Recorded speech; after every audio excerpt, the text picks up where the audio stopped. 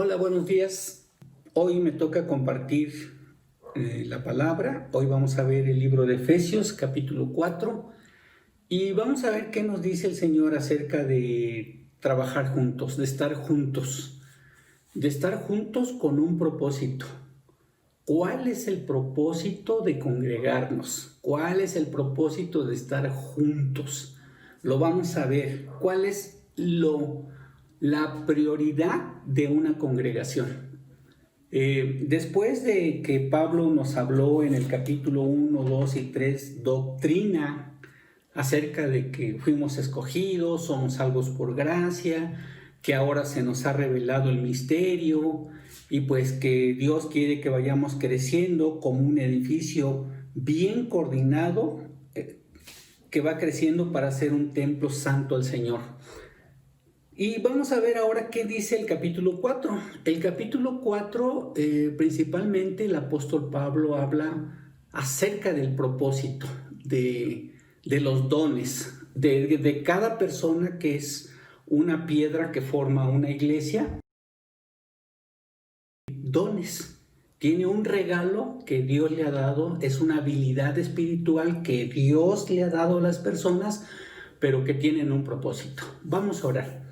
Señor, te damos muchas gracias, Padre, por esta mañana. Te damos gracias por tu bendición, Señor. Te damos gracias por la vida. Te damos gracias por el coronavirus, Señor. Te damos gracias porque tú nos has permitido ver que mucha gente se ha rendido a tus pies, ha venido, Señor, y pues todas las cosas que suceden son para nuestro provecho. Y te pedimos, Señor, que tu Espíritu Santo toque nuestros corazones y que nos motive, Señor. Tú tienes un propósito en esta vida, Señor, en cada uno de nosotros, y pues tú la vas a terminar, Señor. Te pedimos que nos ayudes a ser conscientes, sensibles y a recordar que muchos no te conocen, Señor. Muchos no te conocen. Entonces, esa situación, Señor, pues que nos motive a que nosotros estemos activos, Señor, estemos hablando de ti a las personas que no te conocen, consolando, animando a aquellas personas que ya te tienen, pero que por alguna razón no estamos firmes o no están firmes en la fe, Señor. Te pedimos todo esto en el nombre de Jesús. Amén. Voy a leer el capítulo 4 y vamos a ir comentando. Y bueno, tener en mente que lo que busca aquí es que las congregaciones, las iglesias estén en una unidad, en un solo espíritu, con un propósito. Vamos a ver que Dios nos ha dado esos dones, esos talentos. Ninguno de nosotros, si tú eres de Betel y has recibido a Cristo en tu vida, no debes pensar que no eres útil pues para muchas cosas, o muchas veces decimos no soy bueno para nada. No, Dios te ha diseñado, Dios te ha creado, ahora eres su hijo y Dios te ha dado dones, te ha dado talentos y tiene un propósito en tu vida. Entonces, pero tenemos que escuchar qué es lo que nos dice y tenemos que estar sensibles a las cosas que están pasando. Sabemos que esto del coronavirus es voluntad de Dios. Dios es por encima del coronavirus. Cuando Él quiera, lo termina, pero si esto no termina es porque Él tiene un propósito. Y nosotros tenemos que pedirle que nos ayude a ver qué es lo que quiere de nosotros, que actuemos, ¿verdad? O sea, a lo mejor tenemos que hacer muchos cambios, desde luego tenemos que hacer muchos cambios en nuestra vida, pero tenemos que compartir. No se nos olvide que quizá el propósito más importante de estar aquí en la tierra es el gran mandamiento y la gran comisión. El gran mandamiento y la gran comisión. Entonces, vamos a ver qué dice.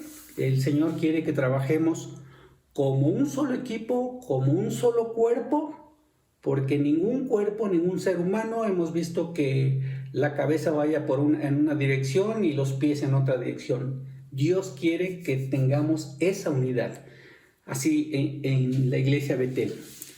Primero vamos a ver los 3 versículos, que es una exhortación a la unidad. Vamos a ver, dice: yo pues, preso en el Señor, os ruego que andéis como es digno de la vocación con que fuisteis llamados, con toda humildad. Pero veamos que dice que debemos andar como es digno de nuestra vocación, en relación a nuestro andar o a nuestra manera de vivir, dignos de ser hijos de Dios, como hijos de Dios. Compórtense dignamente, con toda humildad. Esto es conocer cuáles son tus fortalezas, cuáles son tus debilidades, y en base a ese conocimiento pues actuar con toda humildad y mansedumbre, y soportándonos con paciencia los unos a los otros en amor. Imagínense estos valores aquilatados, grabados en nuestra forma de vivir: humildes, mansos, pacientes y soportándonos los unos a los otros en amor. Imagínate, qué materia prima para nosotros como humanos, que esto realmente sea una realidad, una forma de vida en cada uno de nosotros. ¿Cómo te imaginas que nosotros vamos a comportarnos con nuestro semejante? Entonces ahí está lo que está diciendo el apóstol Pablo. Y dice el versículo 3, solícitos, o sea, queriendo guardar la unidad del Espíritu en el vínculo de la paz. La unidad del Espíritu en el vínculo de la paz. Y nos da las bases: un cuerpo, está hablando de la iglesia, un espíritu, como fuiste también llamados en una misma esperanza. Todos tenemos la misma esperanza, no hay otra. De vuestra vocación, y dice un Señor, el único. Jesucristo es el camino, la verdad y la vida. Un Señor, una fe, un bautismo, un Dios y Padre de todos, el cual es sobre todos y por todos y en todos.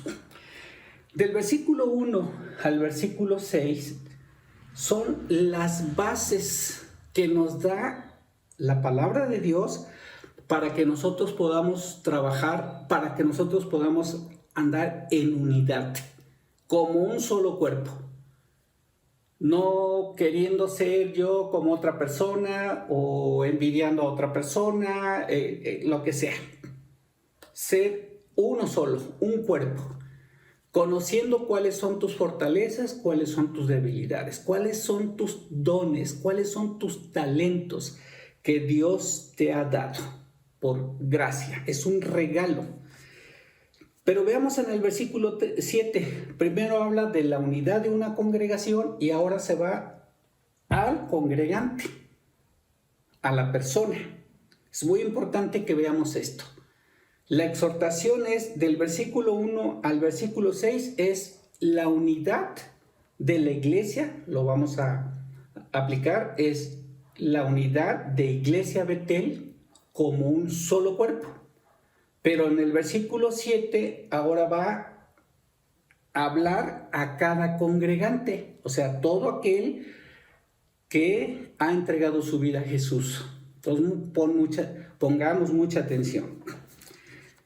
Pero a cada uno, voy a traducirlo, pero cada congregante de Betel, cada uno de nosotros, fue dada la gracia conforme a la medida del don de Cristo, del regalo de Cristo, de la gracia de Cristo.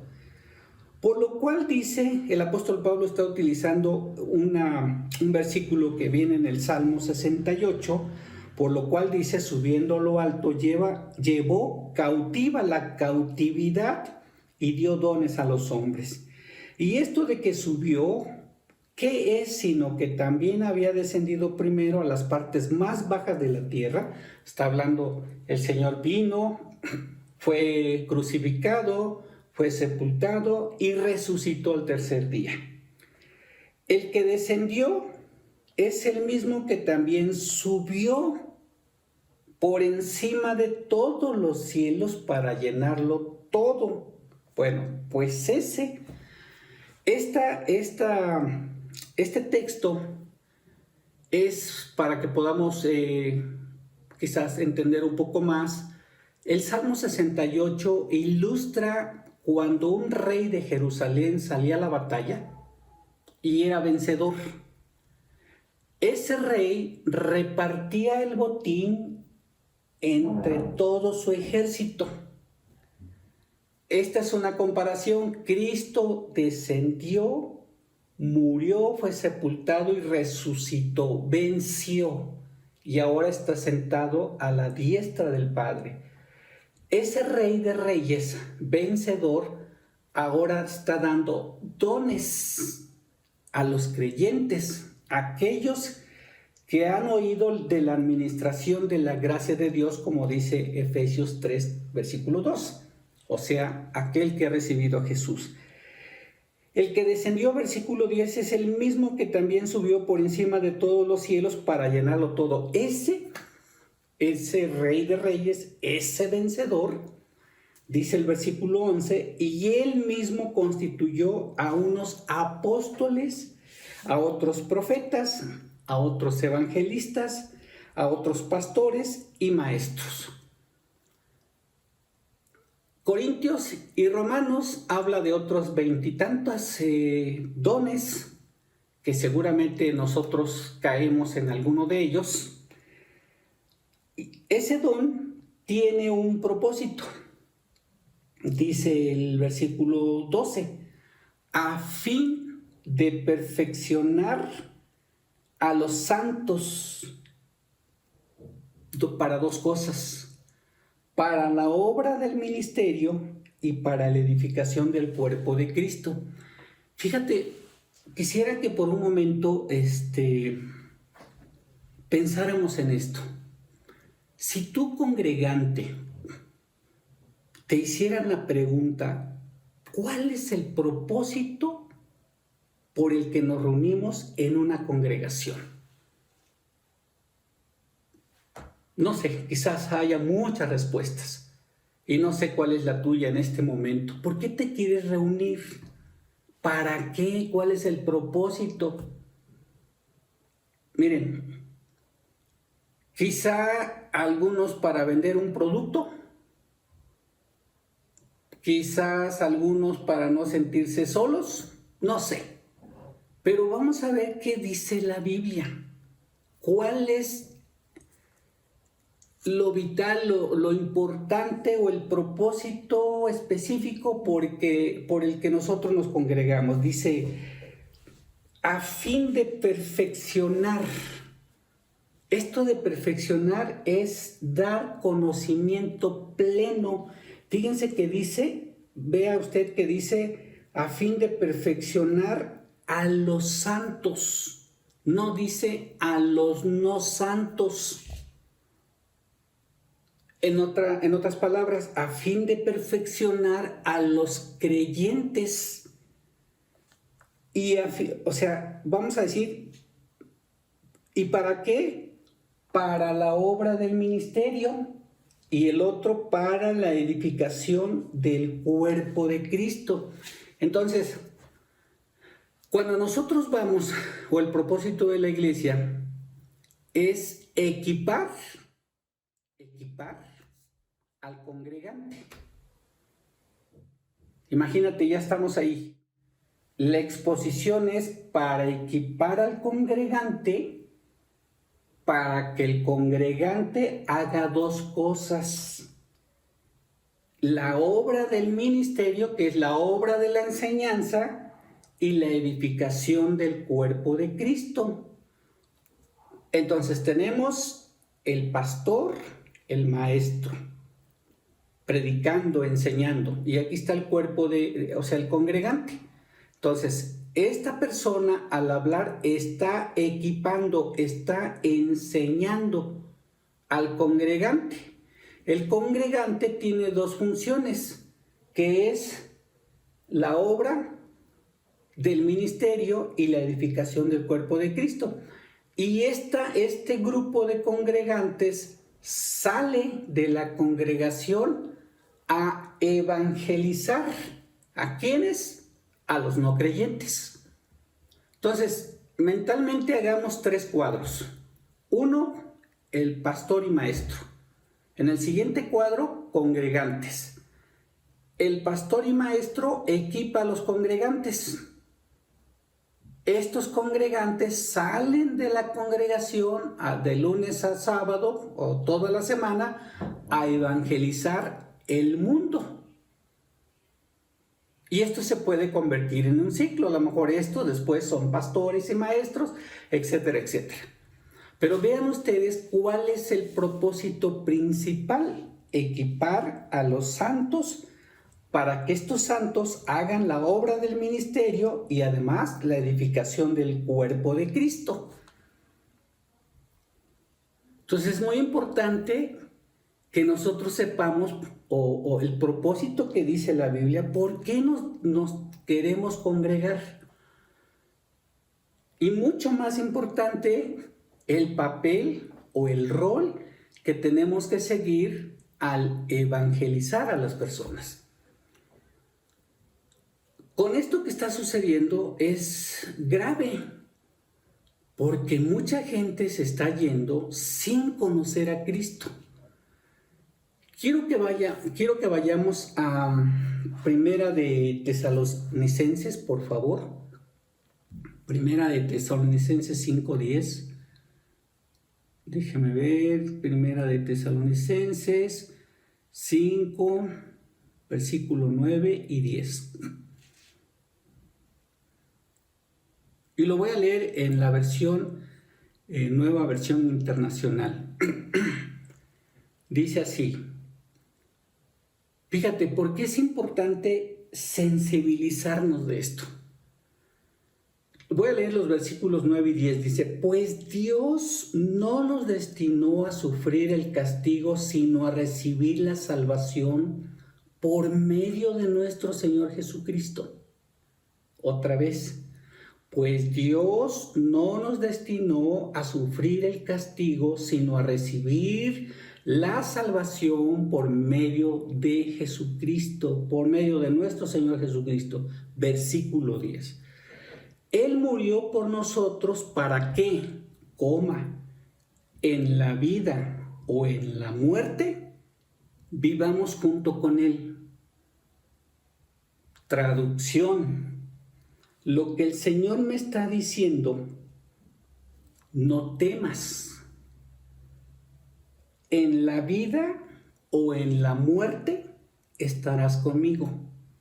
Eso es lo que dice el versículo 9 y 10. No temas. Los que han creído en el Señor, no temas. En la muerte o en la vida, o en la muerte,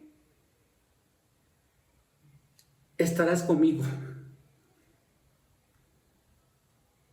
Pero ¿qué va a pasar para aquellas personas que no conocen a Jesús? Y esa es la motivación, la sensibilización que debemos tener para conocer la palabra de Dios y para poderla compartir. Hoy en día la mies es mucha necesidad, pero no es que les lancemos un panfleto, una figurita. La palabra de Dios dice, cuando hablamos de la gran comisión, dice, por tanto, id y hacer discípulos. La palabra ser no es que yo le comparta. La palabra ser es enseñar hasta que esta persona se convierta en un discípulo. Por tanto, id y hacer discípulos a todas las naciones. Seguramente hoy tienes un vecino, tienes un amigo. Cuando las personas, he tenido testimonios de que familias que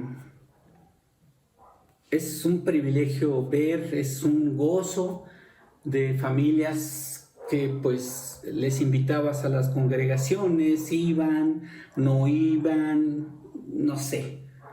Pero bueno, no voy a contar todo el proceso, pero hoy veo a familias enteras, así familias, orando. Y en ese momento yo digo, gracias Señor por esta pandemia. Y es donde seguramente el Señor te puede usar. Porque al final del libro de Efesios, ¿por qué Pablo estaba encarcelado? Porque Pablo predicaba la palabra de Dios. Y el propósito de las congregaciones es equipar a los santos para la evangelización. Y hoy en día, pues, podemos hacerlo a través de diferentes medios. No podemos estar quietos, dice, mientras en la vida o en la muerte, como dice Tesalonicenses, estarás conmigo. Traducción: mientras tanto, mientras vivas, no te va a pasar nada, nada que yo no designe. No te va a pasar nada que yo no designe, dice el Señor. Si yo lo decido, vivirás. Si yo lo decido, morirás. Mientras tanto, dice el Señor, ponte a trabajar. Imagínate, hermanos, en la vida o en la muerte estarás conmigo. Mientras tanto, ponte a trabajar. Hay muchos que no conocen el Evangelio. Entonces, el apóstol Pablo, en el versículo 12, dice: a fin de perfeccionar a los santos para la obra del ministerio, para la edificación del cuerpo de Cristo. Y versículo 13, hasta que todos lleguemos a la unidad de la fe y del conocimiento del Hijo de Dios, a un varón perfecto, a la medida de la estatura de la plenitud de Cristo, para que ya no seamos niños fluctuantes. Hermanos, hoy en día hemos escuchado que nuestra vida depende de las probabilidades. La probabilidad de que vivas es si no estás con sobrepeso, no tienes esto, no tienes esto. Entonces esta es la probabilidad de que vivas. Eso es estar fundamentado en la arena. Pero cuando nuestro fundamento está sobre la roca, es cuando Dios diga, como decíamos, si el Señor decide que viva, viviré. Si el Señor decide que debo morir, moriré. Y algo que me consuela es que en vida o en muerte yo estaré con Él. Pero no todos tienen esta esperanza.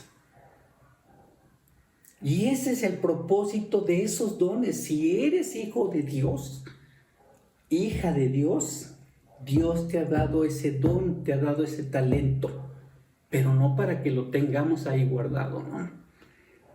Y vamos a seguir, dice, para que ya no seamos niños fluctuantes, llevados por doquiera de todo viento de doctrina, por estratagema de hombres que para engañar emplean con astucia las artimañas del error.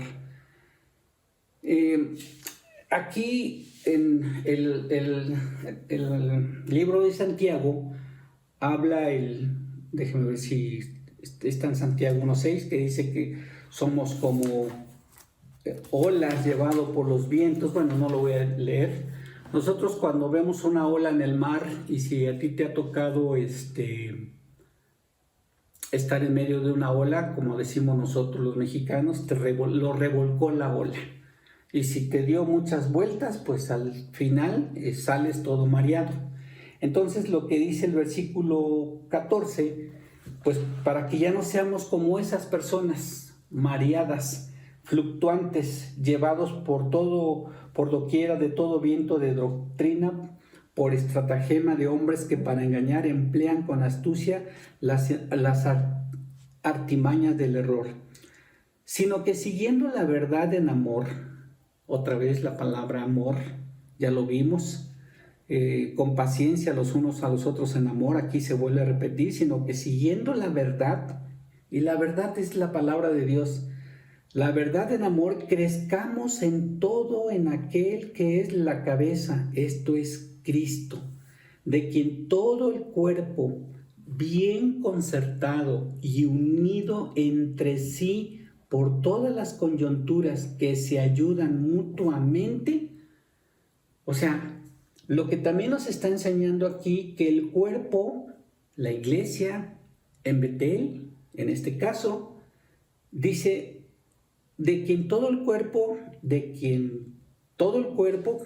vamos a decir, de quien toda la iglesia de Betel, bien concertada y unida, bien coordinada y unida entre sí, por todas las coyunturas que se ayudan mutuamente, según la actividad propia de cada miembro, recibe su crecimiento para ir edificándose otra vez en amor.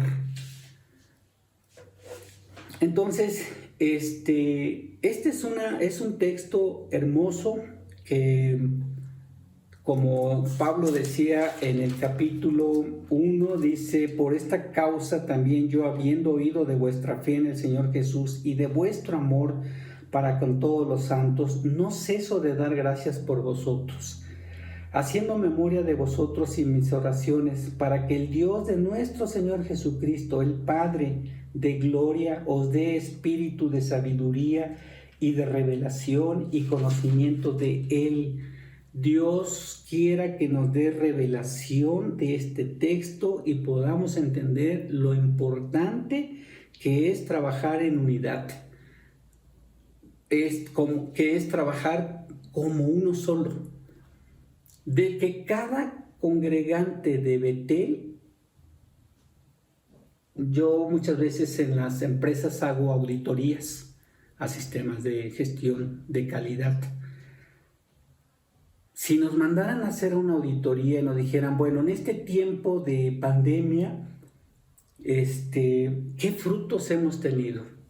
¿A cuánto le hemos compartido la palabra? ¿Realmente crees lo que dice la palabra, que horrenda cosa es caer en manos del Dios vivo? La ira de Dios, el día del Señor. Sabemos que la gente que está predestinada, pues ya está lista para recibir el Evangelio. Y nosotros somos esos sembradores o esas personas que cosechan esas almas. Y es muy importante, hermanos, este texto, porque hoy en día es una gran oportunidad para que nosotros estemos compartiendo, para que nosotros estemos llamando, para que nosotros estemos consolando. Hoy hay personas cristianas o no cristianas que han perdido su trabajo, que tienen un problema de salud, que a lo mejor no es coronavirus o es coronavirus, o no sé, hay muchas cosas. Personas que están en una encrucijada, si acepto un trabajo, pero mi salud está mal, mi familia. La palabra de Dios tiene respuesta a todo eso. Nosotros no. Yo no tengo respuesta a esas situaciones, pero Dios sí tiene respuesta y tiene consuelo. Es el momento. Cuando hay adversidades, cuando más nos acercamos a la palabra de Dios. Recuerdo de un rey, déjeme ver cuál rey era, Ezequías. Ezequías es un rey que hizo lo que le agrada a Dios y estuvo reinando, pero en un tiempo él se vio amenazado por 3 reyes que se unieron para hacerle la guerra y venían amenazándole y le decían a Jerusalén, a Judá, que no hiciera caso, que no le hicieran caso al rey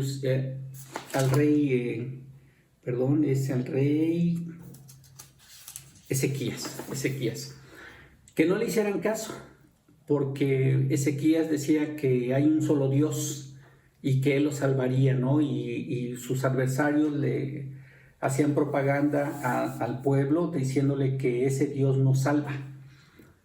Y algo maravilloso que este rey hizo con todo su séquito, con todos sus súbditos, con sus principales hombres, fueron a la plaza y el rey Ezequías dobló las rodillas y oró diciendo: Señor, no sé qué hacer, pero tú eres Dios y tú sí puedes hacer las cosas. Hay momentos en que nosotros tenemos disyuntivas y hay gente que muchas veces a mí se me ha acercado y lo único que puedo decir: yo no sé qué hacer, pero Dios sí sabe qué hacer.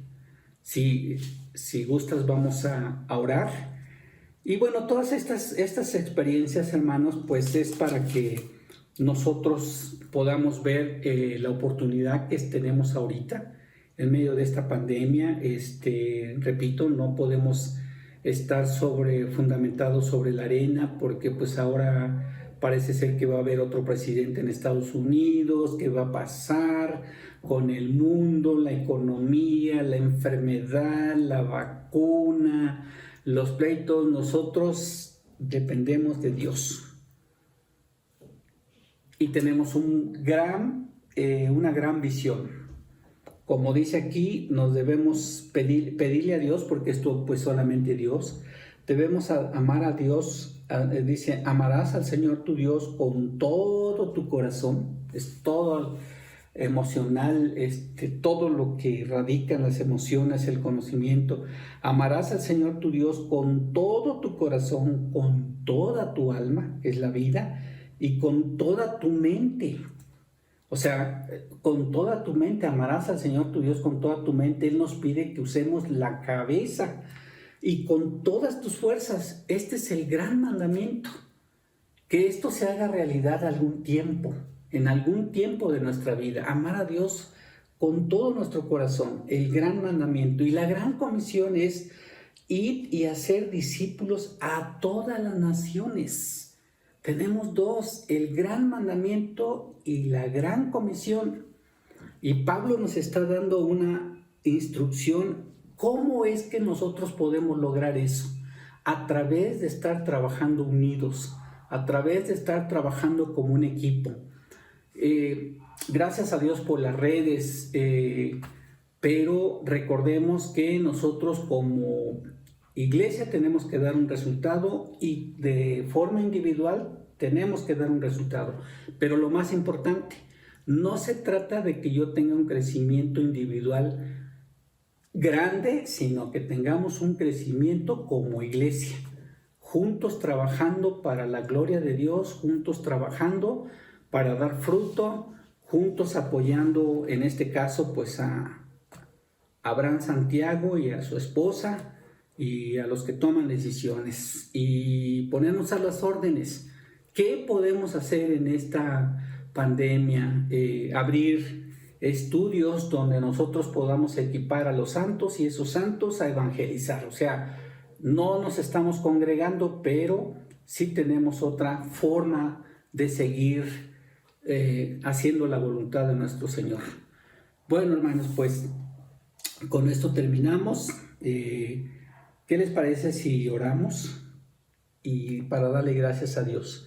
Señor, te agradecemos nuevamente por esta oportunidad. Y qué hermosa es tu palabra, Señor, pero te pedimos que pongas el querer como el hacer en nuestro corazón. Señor, nuestro corazón es duro y, Señor, nos cuesta mucho trabajar juntos. Nos cuesta mucho, Señor, entender nuestro papel, y nos cuesta mucho, Señor, formar sinergia. Perdóname, Señor, porque muchas veces, o así somos, esperamos más recibir que dar, Señor. Y tú nos has enseñado que es más bienaventurado dar que recibir. Ayúdanos a entender, Señor, que hacer discípulos, pues no solamente es una vez, es todo un proceso. Tiene un inicio, tiene un proceso y tiene un fin, Señor, hasta que esta persona pueda estudiar tu palabra por sí solo, es hacer un discípulo. Muchas comparaciones, el hacer un pastel no solamente es el huevo, la harina y ya. No, hacer el pastel es un proceso hasta que salga el pastel, no solamente es la materia prima, Señor. Ayúdanos a entender como tus hijos, Señor. Tú nos pusiste un ejemplo, 3 años trabajando con 12 discípulos, Señor, y pues el resultado.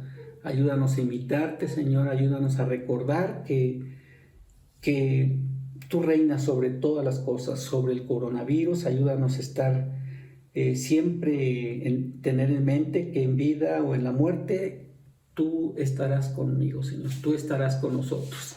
Te alabamos, te bendecimos y te damos gracias, toda la honra, la alabanza, Señor. Te damos gracias en el nombre de Jesús. Amén.